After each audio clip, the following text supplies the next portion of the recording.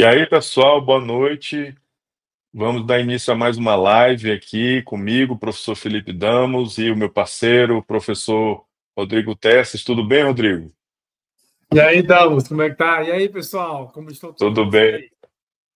tudo bem, meu amigo. E aí, vamos falar desse tema que é, eu acho que a pauta mais, né, que a gente é mais perguntado aí nas aulas, nos cursos, né, sobre as alucinações da IA generativa, né, principalmente no contexto jurídico, né?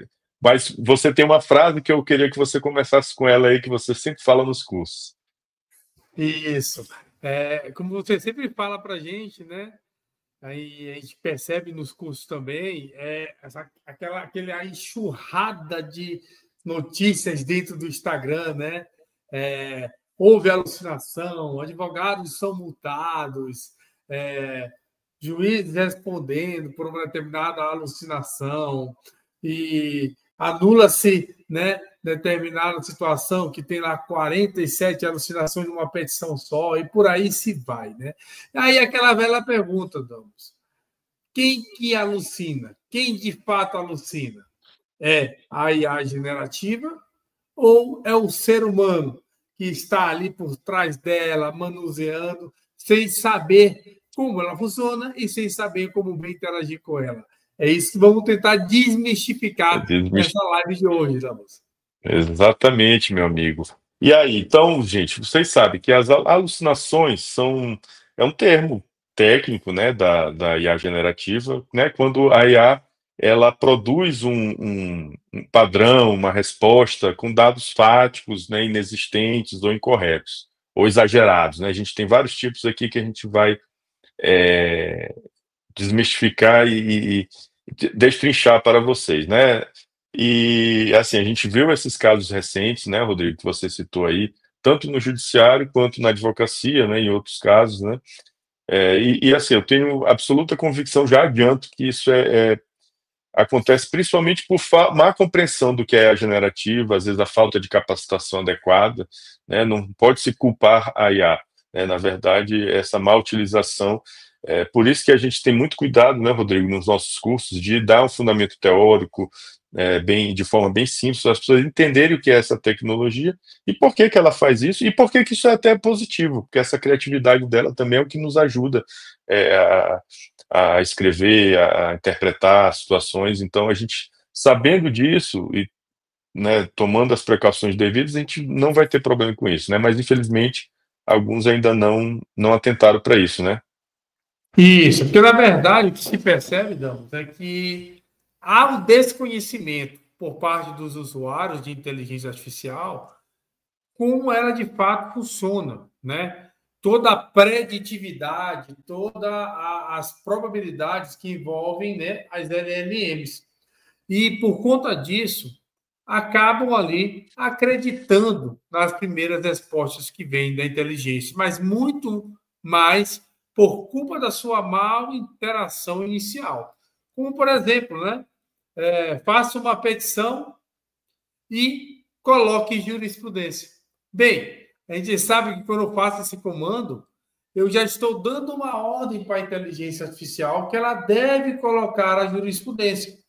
E ao fazer isso, ela não encontrando alguma jurisprudência ali que está ali condizente com aquele tema, ela vai entender para me respeitar, para me agradar, a criar, né, uma jurisprudência ou pegar alguma existente e alterá-la, né? Já teve situações de alteração também de jurisprudência.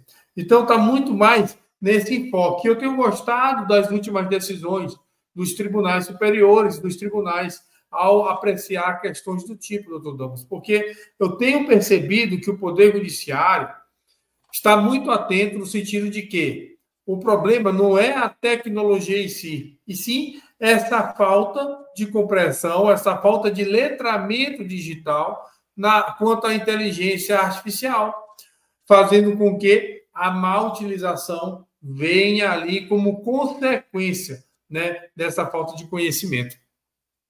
Exatamente. Porque assim, a gente sabe, né, Rodrigo, que a IA generativa, ela não é um banco de dados tradicional, né? Ela atua num modelo probabilístico ali, gerando basicamente palavra por palavra, né? Ela vai calculando qual é a palavra mais, né, provável de ser a próxima numa frase, querendo completar o seu prompt, né? E nisso ela não vai necessariamente buscar um banco de dados e pegar uma jurisprudência idêntica ali àquele caso e transcrever para você. Ela ainda não tem essa capacidade, salvo, como a gente vai falar daqui a pouco, né, as outras opções de pesquisa na internet, aquelas nossas técnicas desenvolvidas aqui pelo Rodrigo de prompts, né, que a gente vai falar mais adiante. Mas assim, com base no treinamento dela, ela não vai, porque assim, um julgado sobre determinado caso é um em 1 milhão, né, de vários julgados do STJ. Ela até aprende aquele padrão, né, do que aquele julgado diz, qual é o entendimento do STJ, por exemplo, sobre determinada matéria, mas assim, ela seria incapaz ainda, no atual modelo, de reproduzir fielmente, apenas com base nesse conhecimento do treinamento, de forma literal, todos os julgados existentes na base do STJ, né? Então, isso é uma limitação própria dela, mas como você muito bem falou, ela quer te atender. Então, se você não souber usar os mecanismos de busca, de deep research, as técnicas corretas de prompts, e sabendo disso, sabendo mesclar as pesquisas tradicionais também, ela vai gerar, porque ela quer te atender, e ela sempre gera uma coisa bem relevante, né, Rodrigo? Seria, quando ela cria o julgado, é um julgado que seria perfeito para o caso, né? Isso. Aí vem aquela velha questão, né? Quando a gente começa a ver as publicações acontecendo nos Instagrams, a gente percebe que parece que o que dá mídia é aquilo que não dá certo, né? Aquilo que não está Com legal. certeza. Você não percebe o pessoal trazendo para a mídia o tanto que os cartórios conseguem produzir mais, alavancando e dando uma melhor prestação, o tanto que os escritórios de advocacia se tornam mais humanizados e conseguem atender de forma mais rápida, né, os seus clientes, o tanto que o Poder Judiciário consegue, né, devolver para o jurisdicionado respostas mais rápidas, eficientes e padronizadas, né, situações de gabinetes, de desembargadores, de magistrados, que havia um grande volume de processos que foi reduzido hoje, né? Mas não, vem sempre aquela informação da tal da alucinação. E aí vem aquela questão, o que é a tal da alucinação? A alucinação, na verdade, como você falou inicialmente, é essa criação, ou seja, essa simulação ou criação de um fato, né? Ou de um fundamento que é inexistente, ou ele é equivocado, porém que ele é capaz de convencer as pessoas. E aí é que mora o perigo, porque a IA, ela muito mais acerta danos do que ela erra, tecnicamente falando, Verdade. mas o problema é que o erro da IA, por uma má utilização, ela gera um poder de convencimento muito grande. Então, aí começa, né, toda essa situação que a gente tem visto aí ultimamente. Só que as pessoas têm que entender que a IA, ela é estruturada para aprender, né, com base numa vasta gama de dados, né, de conhecimentos que estão aí na internet, e ela vai estabelecendo padrões.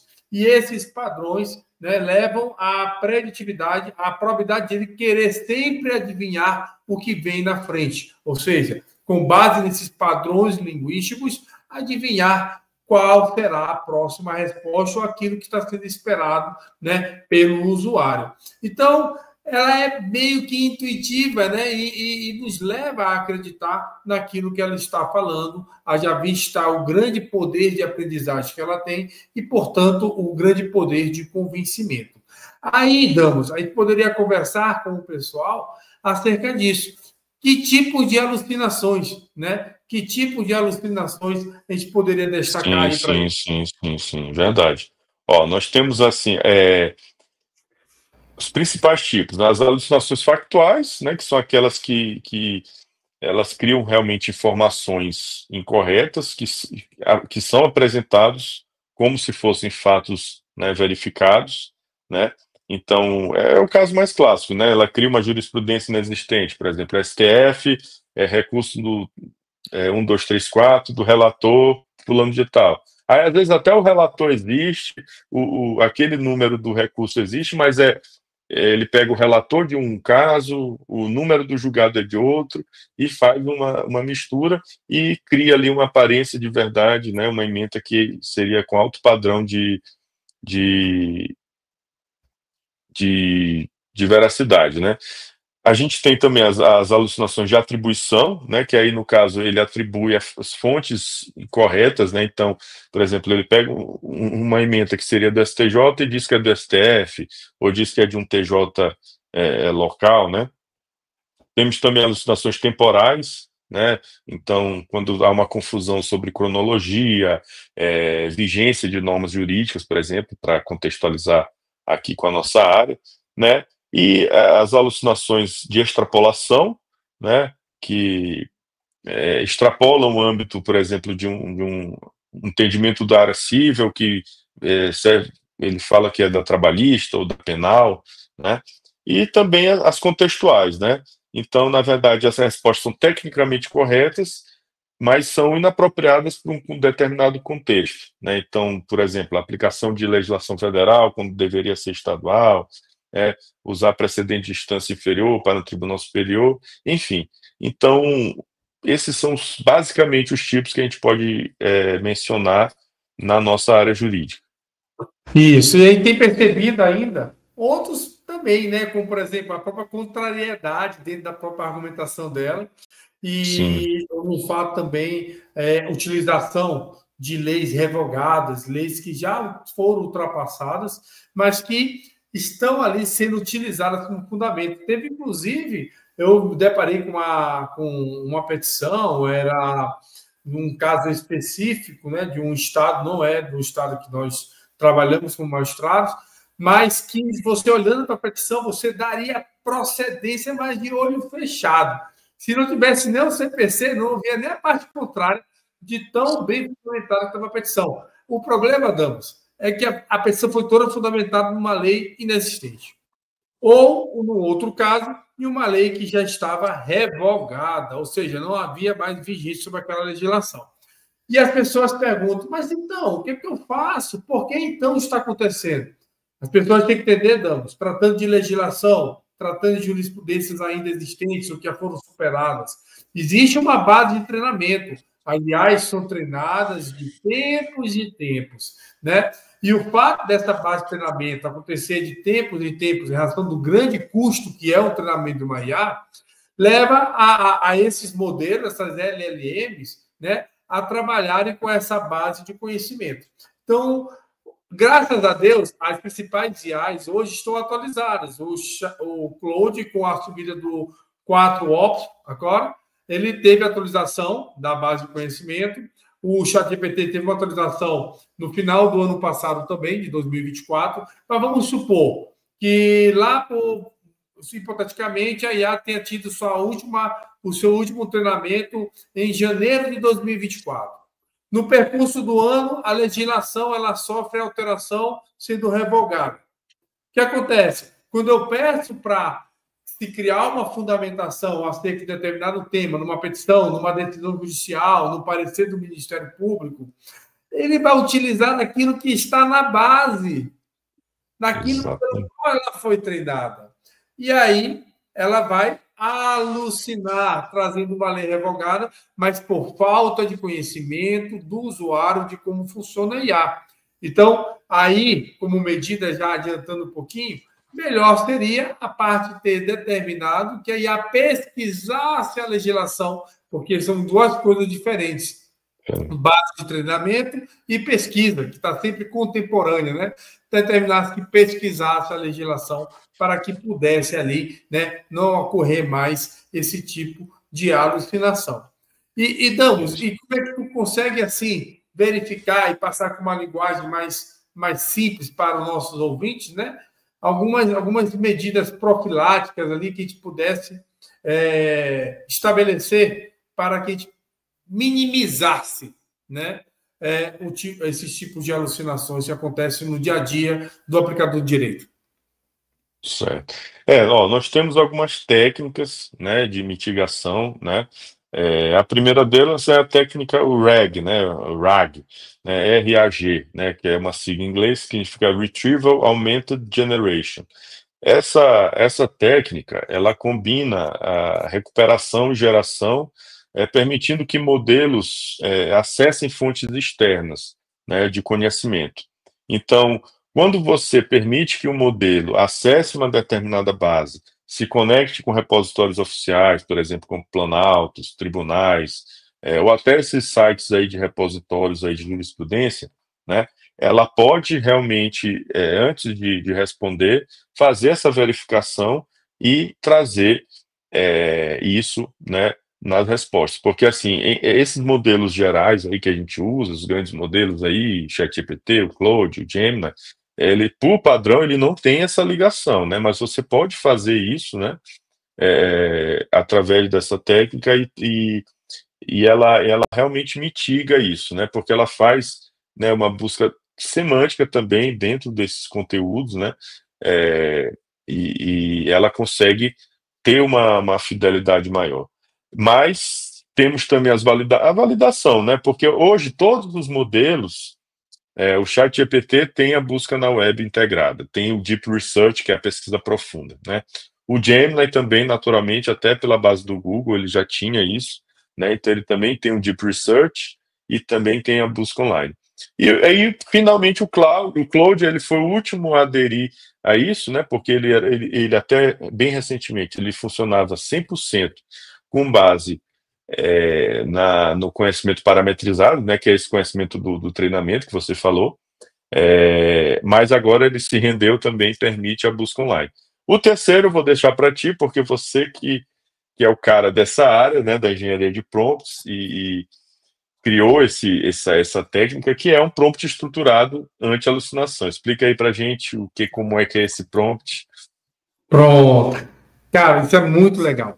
Eu acredito e penso que a grande magia para se minimizar, né? Por vezes não é possível zerar, mas se minimizar, né? A aparição de alucinações está ali dentro da própria engenharia de prompts, né? Que eu entendo como sendo uma arte, mais do que uma ciência, uma arte de como se bem perguntar à inteligência artificial. E essa engenharia de prompt, ela vem ali como um mecanismo de fazer a ligação, a ponte, né, entre o ser humano e a inteligência artificial. É traduzir nossas intenções de uma forma que o modelo compreenda bem aquilo que ele deve executar. Um pequeno exemplo que acontece no dia a dia. Quem nunca se deparou com um advogado, ou com um cliente, ou com um familiar, com um amigo que vem lhe perguntar algo, que vem lhe pedir algo, mas ele fala, e você não compreende aquilo que ele está querendo.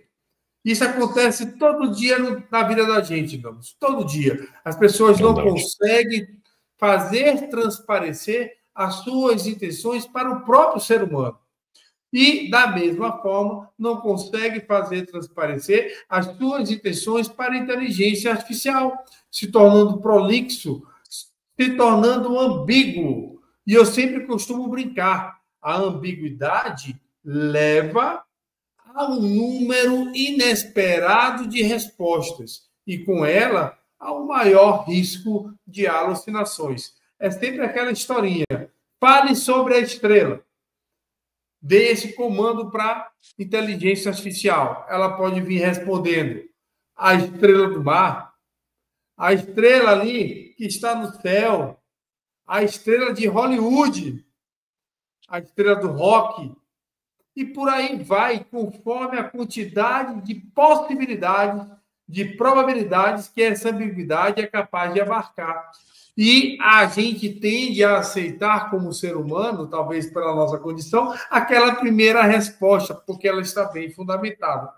Então, a gente tem que saber indagar e saber perguntar à inteligência artificial da melhor forma possível. E o melhor caminho, Damos, é esse: uma boa estrutura de prompts, uma estrutura que venha carregado de uma lógica, né? Que venha carregado de parâmetros, que venha carregado talvez, de delimitadores que chamem a atenção da inteligência artificial. E, principalmente, né, de bloqueios, de guarda-reios, de proteções contra a alucinação. Como, por exemplo, que a gente usa na nossa estrutura, para quem não faz parte do nosso curso, nossos restrictions, né? Ou seja, as restrições. Não crie, não simule, não complete dados que você não localizar. Não crie, não altere, não modifique a legislação. Não crie, não modifique, não altere jurisprudências. Então, você vai criando uma gama de restrições, uma gama de guarda-reios, buscando evitar, tá certo? Que a inteligência artificial ela traga informações que você não quer. Eu sempre costumo falar em nossos cursos, Douglas, e você também, que o bom engenheiro de prompt não é aquele que vai produzir o assistente pensando no resultado. Se eu estou criando um assistente para fazer uma sentença, eu não tenho que pensar na sentença. Se eu estou criando um assistente pensando em fazer uma petição inicial, eu não tenho que pensar na petição. Se eu estou criando um assistente pensando em fazer um parecer do Ministério Público, eu não tenho que pensar no parecer do Ministério Público. Se eu estou criando assistente para uma escritura pública de cartório extrajudicial, eu não tenho que pensar na escritura. E assim por diante. Mas, Rodrigo, então, o que é que você tem que pensar? Eu tenho que pensar, Adams, é naquilo que eu não quero que apareça nessas peças. Quando eu trabalho pensando naquilo que eu não quero, eu tenho uma grande probabilidade de eliminar ambiguidades e prolixidades que vão me levar a alucinações. Então, o grande segredo da engenharia é esse. E tem mais um detalhezinho. Na nossa estrutura, né, Damos, que a gente costuma ensinar e costuma levar para as pessoas, a gente ainda faz autenticações de 2 fatores. O nosso mandatório ali que a gente bota, né, para poder fazer com que apropriar, ela vai dizer se ela está errada ou não. Quem nunca brincou de perguntar para a IA, ei, você criou a jurisprudência que você colocou? Ela é válida? Ela mesma responde, Damos. A gente já viu isso várias vezes por aí. Demais. Então ela vai lá e diz assim, não, eu criei. Ela é boazinha. Esse exemplo. Né? Então, a própria inteligência artificial ela é capaz de dizer para você, na mesma janela de contexto, se aquela jurisprudência, aquela legislação, aquele fato, de fato, ele é válido ou não. Então, com base nesses testes que fizemos de forma exaustiva, criamos uma parte da estrutura do nosso assistente justamente para fazer essa validação, mitigando ainda mais as alucinações. Não é isso aí, Damos? É isso aí, meu amigo. É o que você chamou, né, de Mandatory Legal Source Validation. É o nome Isso. Mas eu te ensinei a pronunciar, né? Sim, a pronúncia no inglês, no português está difícil. É a obrigação da validação, né?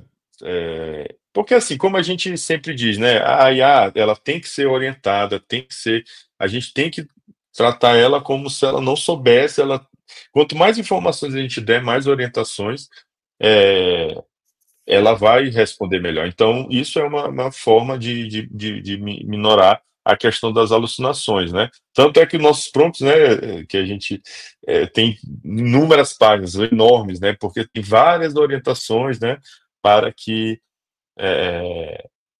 ela consiga, né, a gente precisa também, né, restringir lá, né? E claro, além disso tudo, a supervisão sempre vai continuar necessária, né, gente? Porque, assim, erros sempre aconteceram antes da IA, porque parece que a impressão que se tem é que só agora que teve erro em sentença, erro em petição, as petições inéditas, as sentenças que cabem embaixo de declaração, tudo isso só surgiu agora, né? Que não tem fundamentação. Não, o erro faz parte do ser humano, né? E tem os mecanismos processuais para isso. E como você vai usar com IA, você vai tentar o máximo possível também minorar isso, né? E é perfeitamente possível. né, usando essas técnicas aqui, né. E a gente tem até alguns casos reais para citar aqui, né, que foram publicamente, né, disponibilizados, né. Então, por exemplo, eu acho que um dos casos que mais me chamou a atenção, Rodrigo, que você também sempre cita nas apresentações, é o caso lá do TJ Paraná, né, Sim. que inclusive é que o relator do recurso, ele citou que foram 43 julgados, 43 emendas inexistentes, né. Eu sempre digo assim, já está errado o advogado botar 43 julgados numa petição, né. Já começou, mesmo que fossem válidas, existentes, né, já está errado por aí, né, ainda mais inventados, né. Então, claramente, isso aqui foi uma falha, né, de usabilidade, não tem nada a ver com a IA. E eu queria que você comentasse também essa abordagem que você percebeu dos tribunais de não culpar a IA. A gente estava com esse receio, né, de vir um entendimento de que não, viu, ó, não pode usar IA no judiciário, ó, veja. Na verdade, não. Então, a gente está vendo que os desembargadores, ministros, eles têm até punido, isso aí pode até se discutir, esse entendimento de aplicar multa e tal. Eu acho que, dependendo do caso, se não se comprovar a má-fé, eu acho que já não concordo assim, punir com multa e tal, mas enfim, cada caso tem que ser analisado é, de forma particular. Mas, assim, Isso. realmente eu acho que eles não estão culpando a IA, estão corretamente atribuindo a utilização, né? Isso, eu tenho visto, eu tenho aberto alguns desses acordos, né? E o que eu percebo inclusive esse do Paraná, né? Há ali a manifestação no sentido de que há de fato uma má utilização. Eu até me pergunto, Damo, será que a equipe esmagador, foram consultar essas 43 emendas ou colocaram na IA para Mas, saber que as emendas eram todas inventadas? Ou verdade, seja, verdade. o próprio CNJ, o nosso Conselho Nacional de Justiça, ele não só não veda a utilização da inteligência artificial, como ele fomenta que todos nós a utilizemos, né? Até o próprio ministro já falou por diversas vezes que é uma questão de sobrevivência do judiciário. Só que, claro, utilizar de forma correta, né? Utilizar de forma ética e sabendo bem quais esses limites. Então, como há esse fomento, né? Então, eu tenho percebido, então, que todos os tribunais têm utilizado e têm tido muito cuidado nesse tipo de decisão. Outro dia, também eu me deparei com uma situação, também foi publicado no Instagram, de um caso que o doutor advogado lá, o colega advogado, teria, né, pedido a nulidade de uma sentença porque supostamente teria sido feita por 70% feita por IA. Bem, eu fui olhar, eles não acolheram, tá? Mas, a meu entender, faltou entrar mais no mérito, porque eu me pergunto, como foi que ele descobriu, ou supostamente descobriu, que ali teria 70% feito por IA? Olha, a grande maioria das vezes acontece o seguinte, isso acontece também nos bancos das faculdades, nos bancos das escolas, quando os professores falam lá e perguntam ao chat, ei, quantos por cento esse trabalho foi feito com IA? Quantos por cento essa sentença foi feita por IA? Ô, Damos, vamos ser sinceros, até quem está perguntando não conhece nada de IA. Porque quando ele faz uma pergunta de quantos por cento está feito ali de IA, ele já está enviesando a inteligência artificial, dizendo para ela que já foi feito por IA. Então, veja só o risco de uma decisão de tribunal anular uma sentença nesse aspecto. Tá? Ou seja, o advogado pode vir, não sei se é o caso, que isso fique bem claro, mas há situações dessas, tá? Que pergunta para a inteligência quantos por cento tem, né? E aí, quando você vai ver, a pergunta já está enviesada. Aí vai falar, e por que deu 70%? Gente, simples, quem conhece IA sabe que ela é probabilística. Foi o que veio de primeira resposta para ela. Então, pode ter vindo 1%, pode ter vindo 0%, ou até mesmo 100%. Agora, veja-se o risco. Eu posso fazer uma sentença a punho. A punho. depois digitá-la. A pessoa pode pegar aquela sentença, levar para a IA e perguntar quantos por cento ela foi feita por IA, ela dizer que foi 100% feita por IA. Olha só o risco de uma nulidade de sentença desse tipo. Tá? Mas, graças a Deus, o tribunal foi muito cuidadoso ao analisar e não acolheu sobre esse simples fato, né? Sobre esse simples aspecto. Tá? E Damos, além disso, existem muitas outras técnicas, né? Você sabe aí que a gente faz isso, utiliza, que é a gente tenta fechar também o conhecimento, né? A base de conhecimento externo da IA, claro, utilizando o modelo da generativa, como, por exemplo, utilizamos outros mecanismos, como, por exemplo, o Obsidian, onde a gente coloca a nossa mente de magistrado lá dentro com todas as nossas decisões, né? E fechamos a outra ponta, por exemplo, com uma Perplexity, todos ligados via MCP, tá? Com a nosso cloud, por exemplo. Ou seja, ele vai buscar bases, ou seja, repositórios, minimizando ainda mais também, né, o risco de alucinações. Algo um pouquinho mais avançado, porém, Sim. não tão difícil de fazer. Ainda mais hoje, que as IAs estão todas vindo agora aí, pessoal, tá? Com a possibilidade de programação, né? Então está um negócio espetacular. Cada dia uma novidade, não? É incrível, né, Rodrigo? Então, o Claude, principalmente, ele está facilitando muito nossa vida, né? Ele consegue fazer essas integrações de forma bem acessível e a gente vai ter módulo disso também nos nossos cursos aí, a partir de agora, né, para ensinar o pessoal a fazer, que não é difícil, não precisa de programação nem nada. Então, o próprio Claude, ele já te ajuda a conectar num Obsidian da vida, ou então no seu Google Drive, no seu e-mail, em qualquer base de dados que você já tenha, e ele vai trabalhar em cima dela.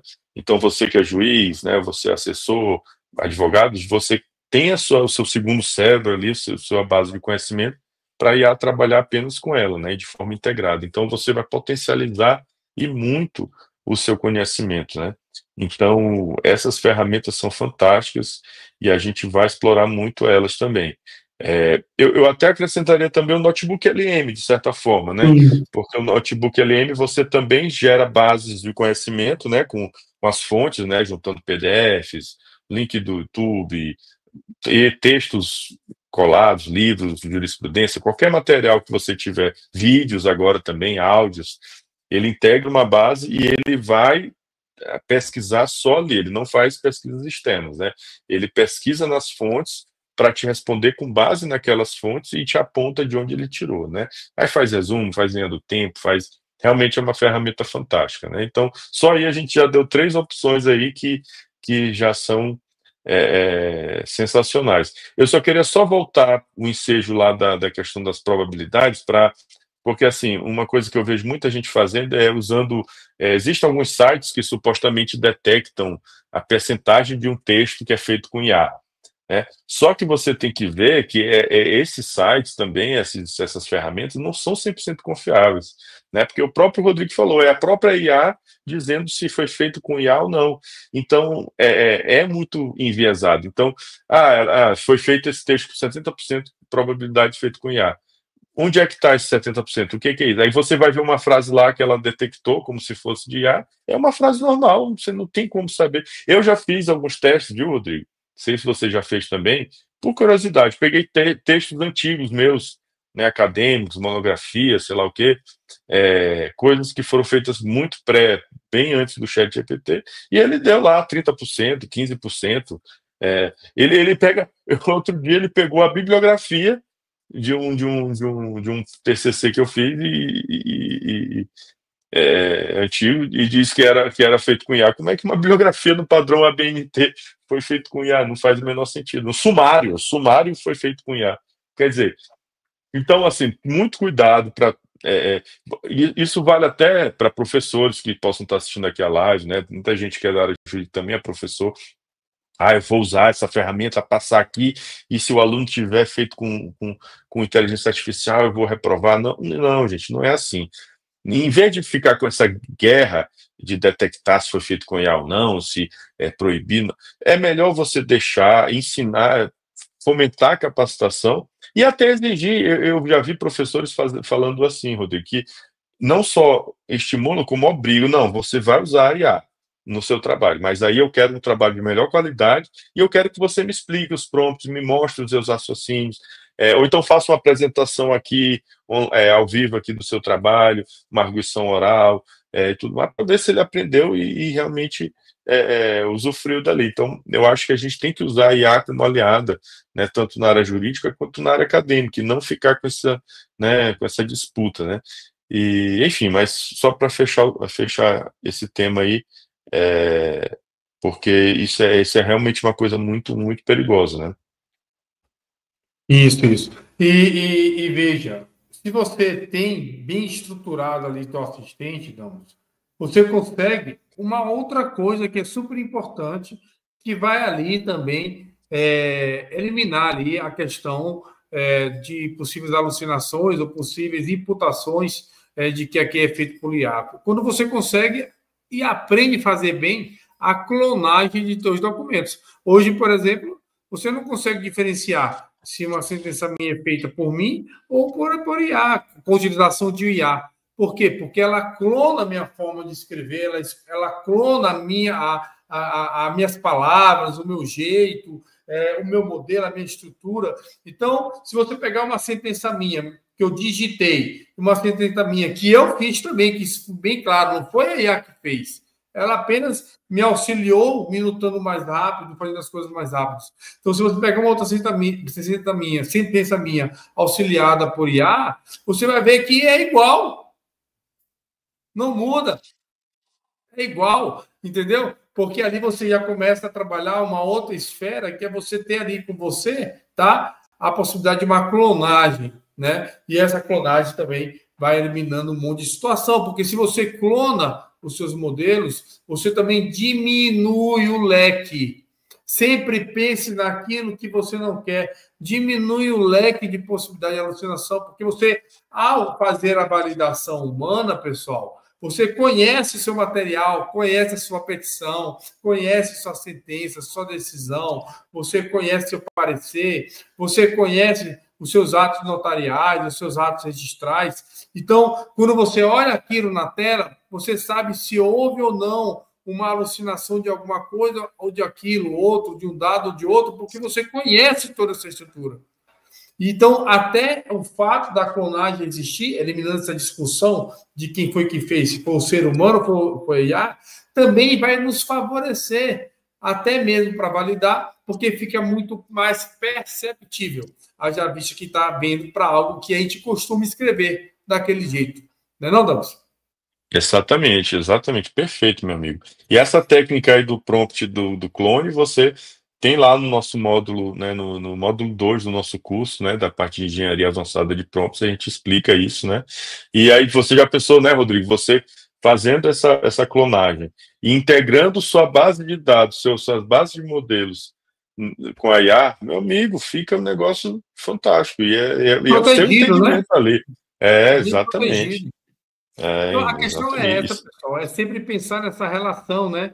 Homem e máquina, a gente sempre no controle. Aliás, estamos vivendo ainda momentos, né? De as fracas que dependem da ação humana, apesar de todo o poder que elas têm, tá? Então, ainda depende da gente, a nossa expertise, ela só faz o que a gente quer, tá? Então, precisa dessa nossa validação e saber utilizar esses mecanismos de proteções que eu digo a vocês, além de alavancarem o trabalho de vocês, terem o tempo da vida de vocês muito mais valorizado, ou poder entregar melhor, ser mais humano ali. E digo mais, tudo com muita segurança. E é isso que todo mundo está buscando: é segurança, agilidade e eficiência. É isso mesmo. E segurança é fundamental na área jurídica, né, na ciência jurídica, né? A gente tem que trabalhar, né, com dados concretos, dados reais, né, fazer a análise correta dos casos, né?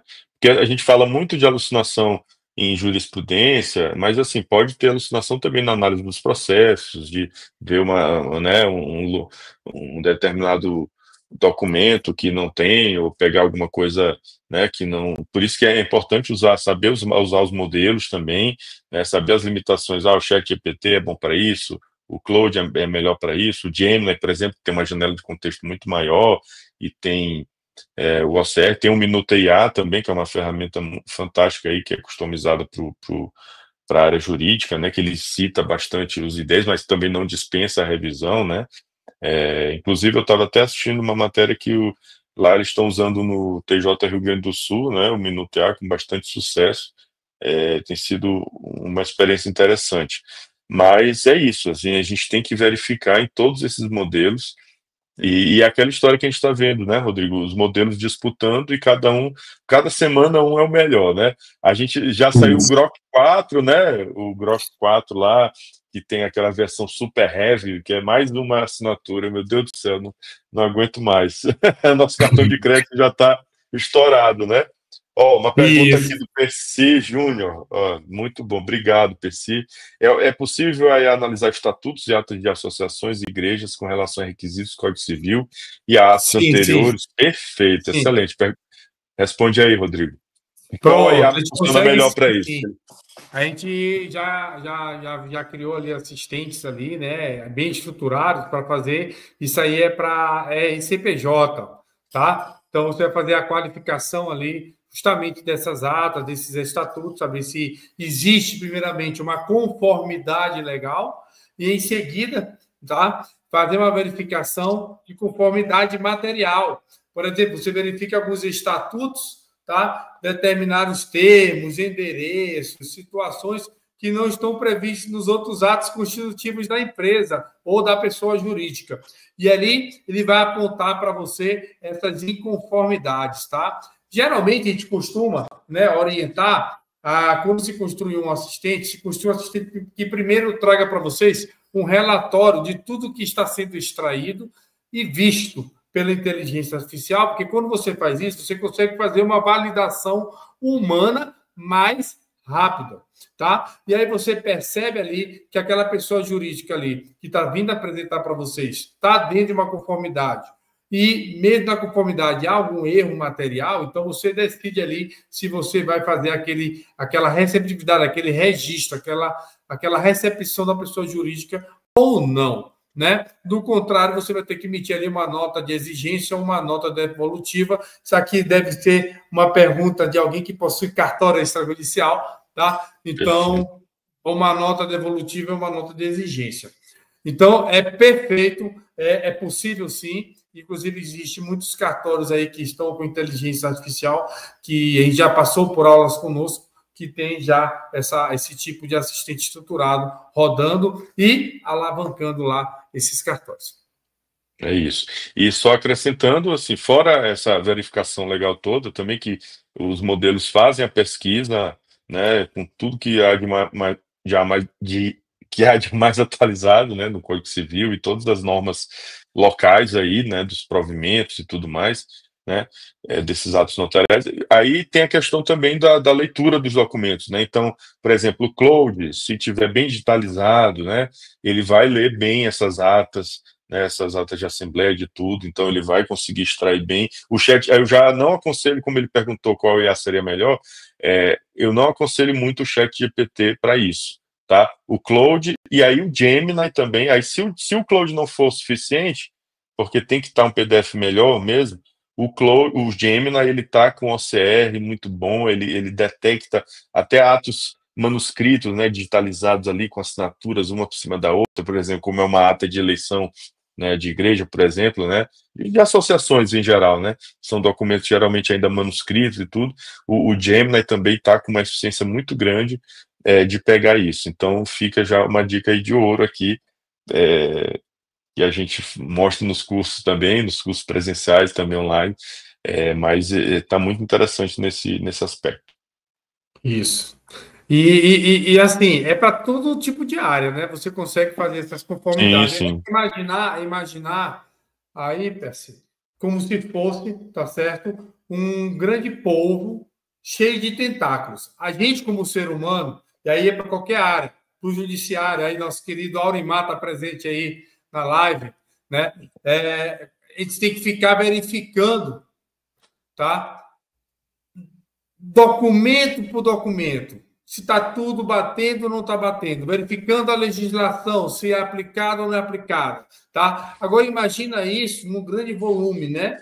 Agora, quando você tem ali uma IA generativa, é como se ela fosse um polvo com vários tentáculos e na ponta de cada tentáculo tivesse um olhinho, damos, um olhinho, que quando ela está extraindo os dados, ela já está olhando a legislação federal, a legislação estadual, a legislação ali que seja local, se tivesse na base do conhecimento, está vendo também se os documentos possuem erros materiais, está tendo uma gama de situações ao mesmo tempo, coisa que nós, seres humanos, não conseguimos fazer, tá certo? Porque a gente não tem essa capacidade, apesar de sermos e a nossa rede neural ser deverasmente mais complexa que a rede neural artificial, nós não temos a capacidade de processamento que possui uma IA generativa.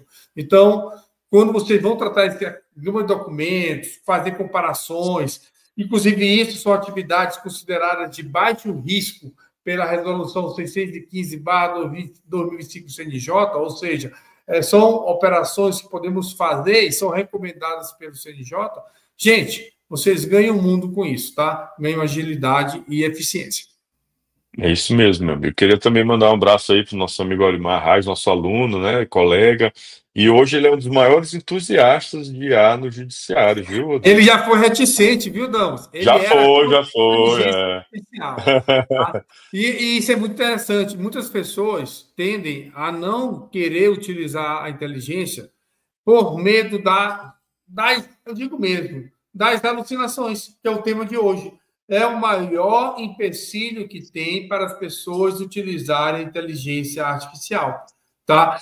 Toda vez que a gente chega numa aula, chega num curso, não sei, vai alucinar, não sei isso. Mas quando as pessoas passam a entender de fato como funciona a inteligência artificial e como fazer o controle dessas alucinações, que para mim, mais que controlar a IA, Damos, é controlar a si próprio, tá? Você consegue sim quebrar essa barreira, né, de aversão e depois você mergulha no mundo que você não quer mais voltar àquele status anterior, né? Então, é que nem tomar o computador e mandar o pessoal para a máquina de datilografia novamente quando você aprende a usar inteligência artificial. É verdade, meu amigo. E eu penso assim, Rodrigo, não sei se você concorda comigo, se a IA não tivesse essa criatividade, essa proatividade também de produzir, e até, né, de inventar, de mentir, ela seria mais do mesmo, né? Ferramentas que só reproduzem o que já existe, um Google da vida, isso aí a gente já tem. Né? Não seria nada. Poxa, a gente está falando de uma tecnologia que cria conteúdo, e assim. É porque eu compreendo que às vezes é contraintuitivo para as pessoas, porque quando se fala em inteligência artificial, se pensa logo em precisão matemática, em uma coisa robótica, né? Mas não. A IA generativa, do tipo generativa, ela é feita justamente para não ter isso. Tanto que ela se exprime em linguagem natural, ela cria imagens, cria vídeos, faz composições de música. Então, como é que a gente vai querer? Aí o pessoal quer tolher, não, vamos tolher, vamos fazer a questão da temperatura, né? A temperatura é um termo técnico que mede a criatividade dos modelos de IA, né? Geralmente ela varia de 0 a 2, né? Então, quanto mais perto do 0, mais ela vai ser rígida, ela não vai ser criativa. Quanto mais próxima de 2, ela vai alucinar bastante, vai ser bastante criativa. Geralmente na área jurídica os modelos que permitem que você selecione isso, né, bota no 1 ali, que é o mais intermediário. Então, assim, o conteúdo, a gente precisa que a IA nos ajude a transformar o presente no futuro, né, e para ela ter essa liberdade, claro, e aí a gente tem todas essas técnicas que a gente já ensinou aqui, e às vezes a forma mais antiga também é a às vezes é a mais eficiente. Você pegar um julgado existente, você pesquisar, você não quer mais nem pesquisar nos repositórios, Se o ser humano abrir mão disso, então você pesquisar um julgado do STJ, do STF, uma emenda gigante lá, pedir para ela resumir, pedir para ela fazer parágrafos, pedir para ela dar argumentos a partir daquilo ali, né? Me dar ideias de redação. Poxa, tem tanta coisa que a gente pode fazer com a IA generativa que você não pode simplesmente demonizar porque aconteceu isso. É falta de. Como teve um comentário aqui da notícia do caso do TJ Paraná, né, que o cidadão no Instagram falou assim: olha, para que episódios como este não ocorram, o profissional do direito deve se capacitar. Não basta o entusiasmo tecnológico, exige alfabetização e letramento digitais. É nisso que a gente está nessa missão, né, Rodrigo? É isso aí, levar para o pessoal essa possibilidade de entender a inteligência artificial, mas é desde o seu funcionamento, tá? Para depois, sim, entender como extrair esses dados, e a nossa estrutura de prompt, que é criada por nós, né, ela é com base em tudo isso, desde a forma como funciona a inteligência artificial.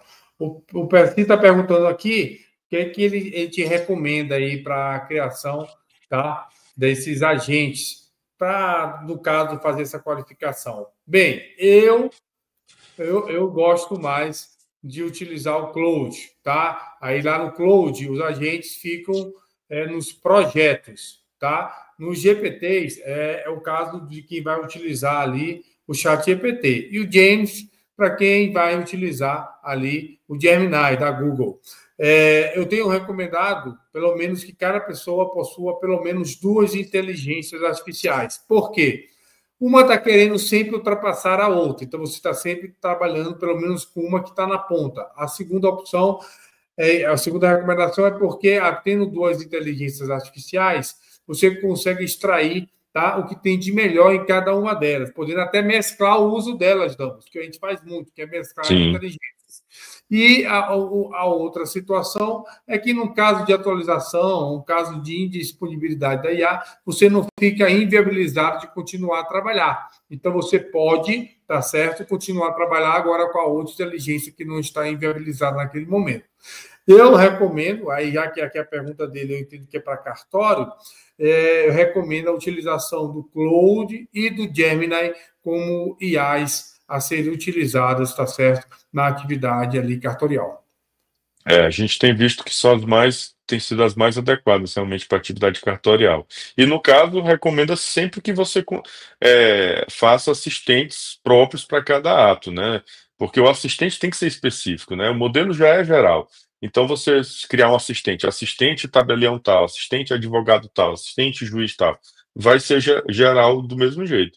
E a gente também atua nisso, Isso aí tem criando gerado prompts muito problema, não. específicos. Porque Pois o é. pessoal, por exemplo, chega lá na loja do chat GPT, acha um assistente lá. Não sabe nem o que está por trás do assistente, né? Não tô minimizando, Não, menosprezando claro, ninguém. claro. Mas você tem que procurar assistentes de referência, tá? E Isso. muitas das vezes esses assistentes, eles são genéricos. O que significa Sim. dizer que vai exigir de você muito mais interações para que você obtenha uma resposta correta. Tá ok? Uhum. O problema é que as pessoas tendem a não querer conversar com a inteligência artificial. Tá? As pessoas tendem a não querer continuar, e o que separa muitas das vezes a pessoa da resposta que ele quer é apenas uma, 2 ou 3 interações. E como ele pega um assistente desse genérico, o risco de alucinação vai ser muito grande, porque talvez não esteja adequado à especificidade do problema que ele está levando para a solução na IA generativa.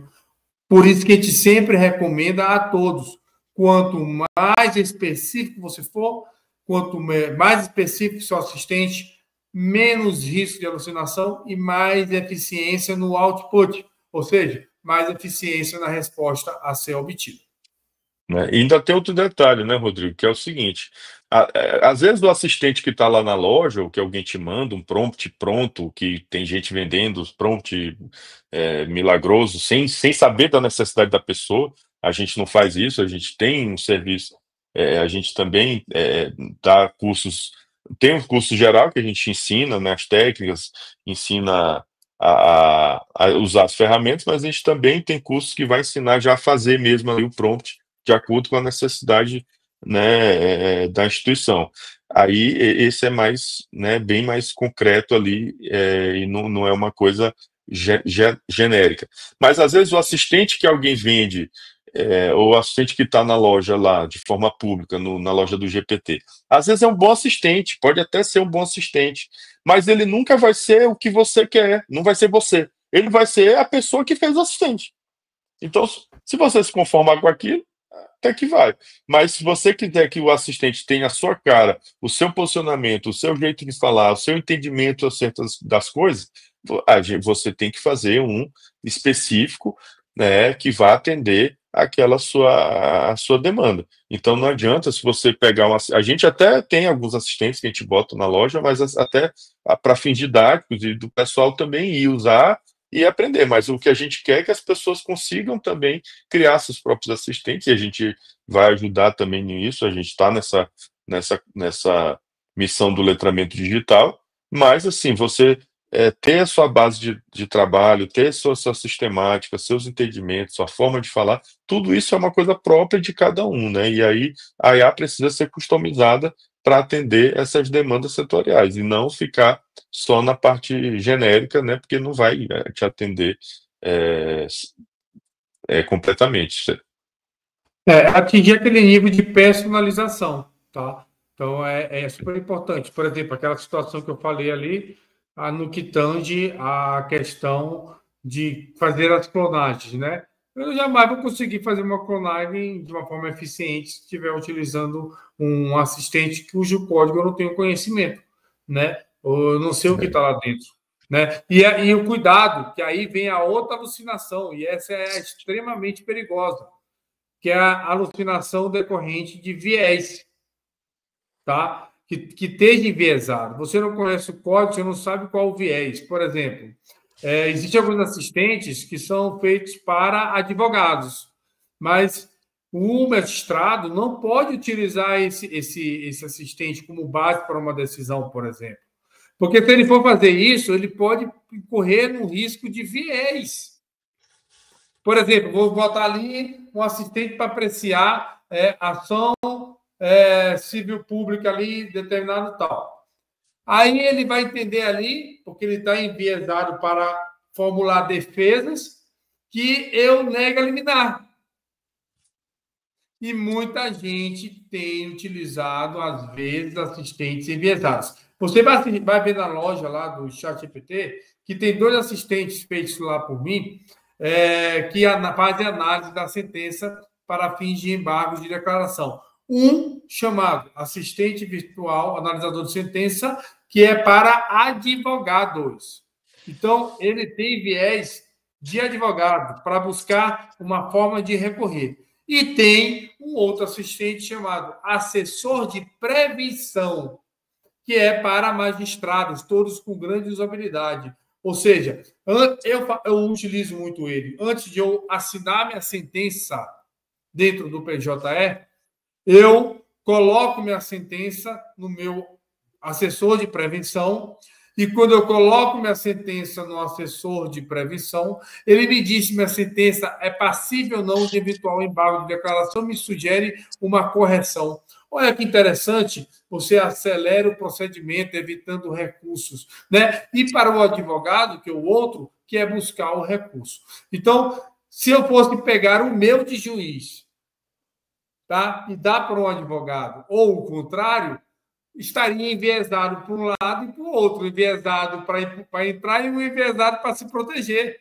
Então, cada um no seu galho, né? Cada um não pode estar pulando aí. Exato, Então, é esse o cuidado. exatamente, Tem uma dúvida aqui, exatamente. Damas, aqui, ó, uma dúvida. Ah, Esses eu assistentes públicos, como ele lida com os dados passados para ele, o criador do assistente tem acesso a informações? Pode responder, Damas.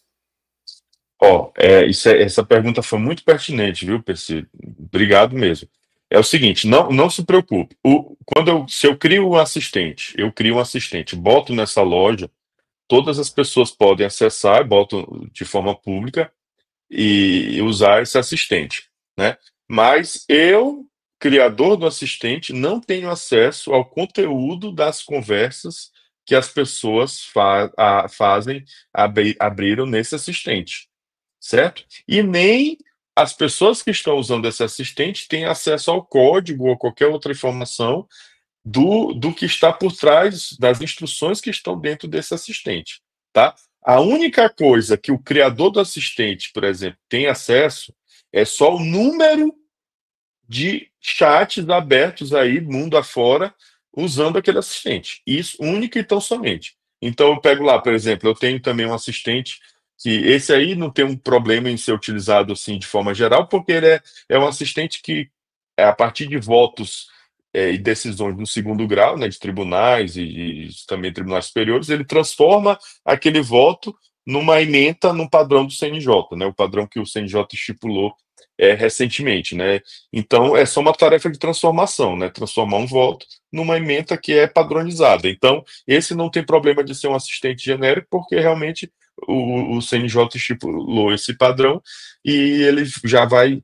Eu tenho recebido muito feedback positivo de que ele tem atendido bem e está.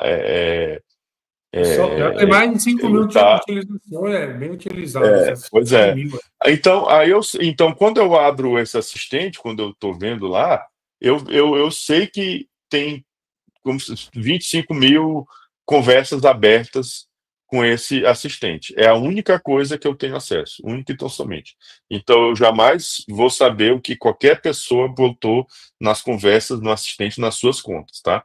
E também as pessoas não têm acesso, a não ser que eu disponibilize de outra forma, das instruções que eu coloquei ali no assistente, tá? Mas muito obrigado pela pergunta, foi muito pertinente.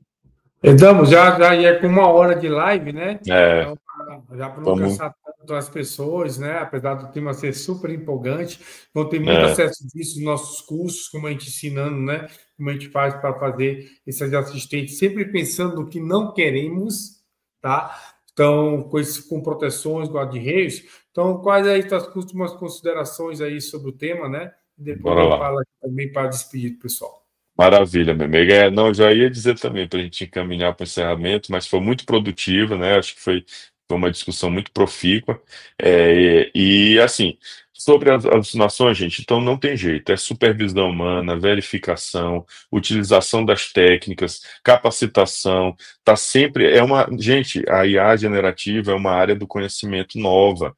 O ChatGPT, gente, foi lançado em novembro de 2022. Agora que vai completar 3 anos. Tem gente que ainda nem usou ainda.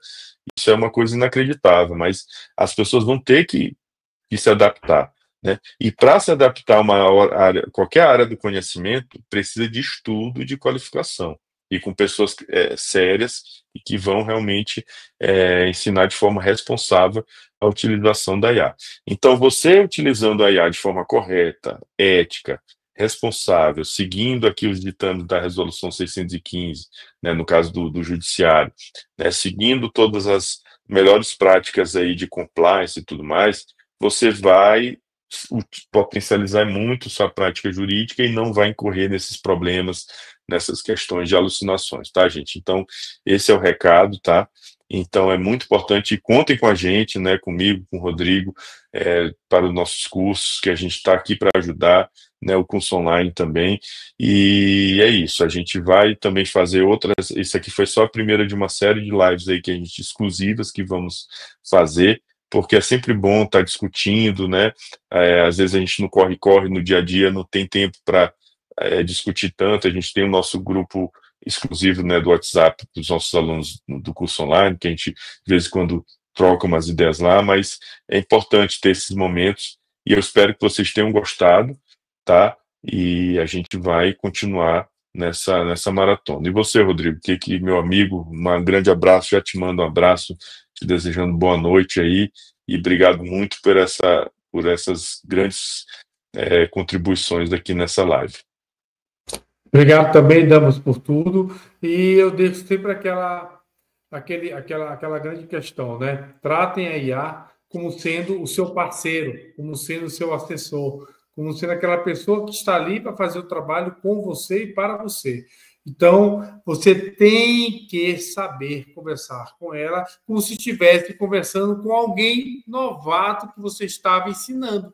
Então, Fazendo isso, a partir desse pressuposto, e isso também é um requisito da Resolução 615/2005, que é a utilização da IA como sua auxiliar e não sua substituta, você, partindo desse pressuposto, você já consegue fazer, né, perguntas mais coerentes para ela. E tenham, tá, o cuidado de também estudar um pouquinho sobre, né, as alienações, sobre a engenharia de prompt, porque quando você faz isso, você vai ter mais capacidade de poder interagir de uma melhor forma com a inteligência artificial. Agradeço a todos vocês. Obrigado, Ana, pelo elogio. Agradeço de coração a todos vocês. E eu deixo aqui aquela pergunta que eu iniciei no começo da live, para que vocês mesmos, após tudo o que falamos aqui, tomem suas reflexões ao deitarem na cama. Quem alucina? Quem é o alucinado? É a IA ou você que não está sabendo perguntar a ela? Um grande beijo a todos. Deus abençoe. Um abraço, boa noite.